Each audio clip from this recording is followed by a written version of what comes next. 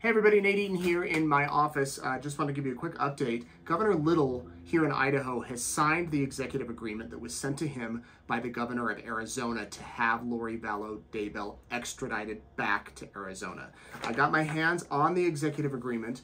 Katie Hobbs, the governor of Arizona, actually signed it on the 13th of September. Governor Little signed it 2 days ago on Monday. Basically, it's 3 pages here, as you can see. We'll put a link to the whole agreement. Lori Vallow Daybell is wanted in Arizona on 2 charges of conspiracy to commit murder, one for her 4th husband, Charles Vallow, one for Brandon Boudreaux, the man who was married to Lori's niece, Melanie Pulaski, if that makes sense. So her former nephew-in-law.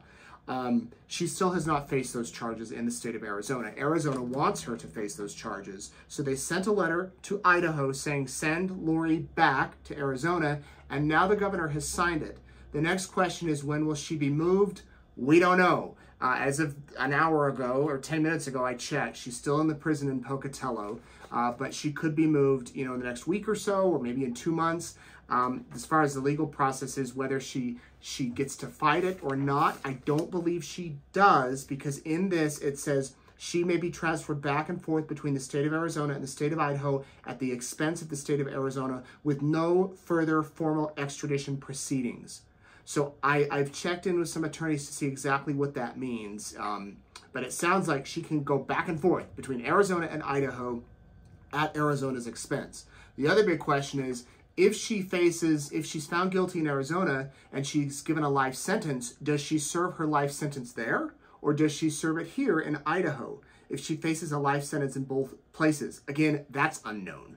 We don't know. We'll have to see how it plays out. So that's the news. It's getting closer and closer on the Lori Vallow case. Chad Daybell, his trial is still set to begin April 1st. There is a hearing in a month, on November 29th, about cameras. Chad wants cameras in the courtroom. Prosecutors do not. The judge is going to hear both sides, and the media might get involved. The local media might get involved to fight to have cameras. So that's just a quick little update here. I'm going to get the story on our website. If you want to read all about it, if you want to read the documents, go to eastidahonews.com. We've got them there. Thanks.